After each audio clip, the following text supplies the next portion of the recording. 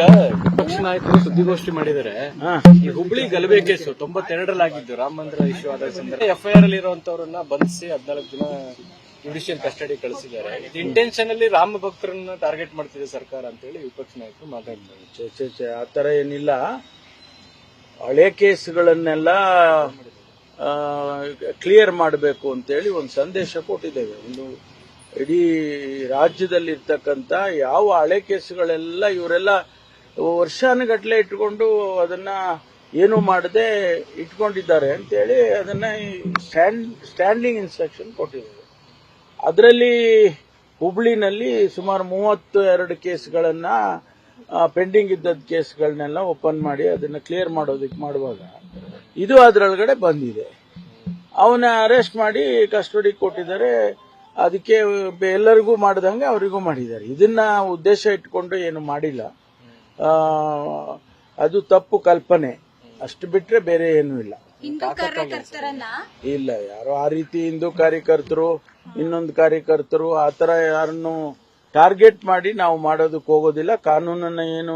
ಕಾನೂನಿನ ಪ್ರಕಾರ ಏನ್ ಮಾಡಬೇಕು ಅದನ್ನ ಪೊಲೀಸ್ ಇಲಾಖೆ ಮಾಡುತ್ತೆ.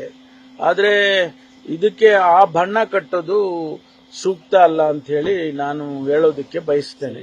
ರಾಮ ಮಂದಿರ ಉದ್ಘಾಟನೆ ಸಂದರ್ಭದಲ್ಲಿ ಇದಾಗ್ತಾ ಇರೋದು ಅದು ಎಲ್ಲ ಇದು ಜನರಲ್ ಆಗಿದೆ, ಆಕಸ್ಮಿಕವಾಗಿ ಆಗಿರ್ಬೋದು ಅಷ್ಟೇ. ಇದು ಉದ್ದೇಶಪೂರ್ವಕವಾಗಿ ಮಾಡಿದ್ದಲ್ಲ. ಅವರೊಬ್ಬರನ್ನೇ ಮಾಡಿದ್ರೆ ನಾನು ಒಪ್ಕೊಳ್ತಾ ಇದ್ದೆ. ಆದ್ರೆ ಈ ಬೇರೆ ಬೇರೆ ಎಲ್ಲ ಹಳೆ ಕೇಸ್ಗಳನ್ನೆಲ್ಲ ಕ್ಲಿಯರ್ ಮಾಡುವಂತ ಸಂದರ್ಭದಲ್ಲಿ ಇದು ಕೂಡ ಬಂದಿದೆ, ಅಷ್ಟೇ ಬಿಟ್ರೆ ಬೇರೆ ಏನಿಲ್ಲ.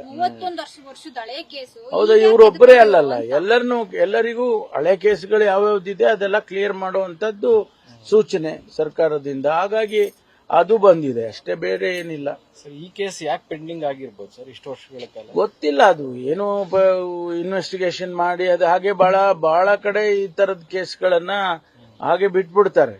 ಅದು ಯಾವಾಗ್ಲೂ ಒಂದ್ಸರಿ ಮತ್ತೆ ಓಪನ್ ಆಗುತ್ತೆ. ಅಂತದ್ರಲ್ಲಿ ಇದು ಒಂದಾಗಿದೆ. ಅದರಲ್ಲಿ ನಾನು ಕೂಡ ಅವರಿಗೆ ಕಮಿಷನರ್ಗೆ ಅವರಿಗೆಲ್ಲ ಮಾತನಾಡ್ತೇನೆ ಏನಂತ ಏನು ಇದು ಇತ್ತು ಹಾಗೆ ಅಂತ ಹೇಳ್ಕೊಂಡು. ಅವರು ನನಗೆ ಬಂದಿರೋ ರಿಪೋರ್ಟ್ ಪ್ರಕಾರ ಹಳೆ ಕೇಸ್ಗಳನ್ನೆಲ್ಲ ಓಪನ್ ಮಾಡಿಕೊಂಡು ಅದನ್ನೆಲ್ಲ ಕ್ಲಿಯರ್ ಮಾಡಬೇಕು ಅಂತ ನಾವೇನು ಹೇಳಿದ್ವಿ ಅದನ್ನ ಮಾಡ್ತಾ ಇದ್ದಾರೆ. ಅದರಲ್ಲಿ ಆಕಸ್ಮಿಕವಾಗಿ ಇದು ಒಂದು ಕೇಸ್ ಬಂದಿದೆ ಅಷ್ಟೇ.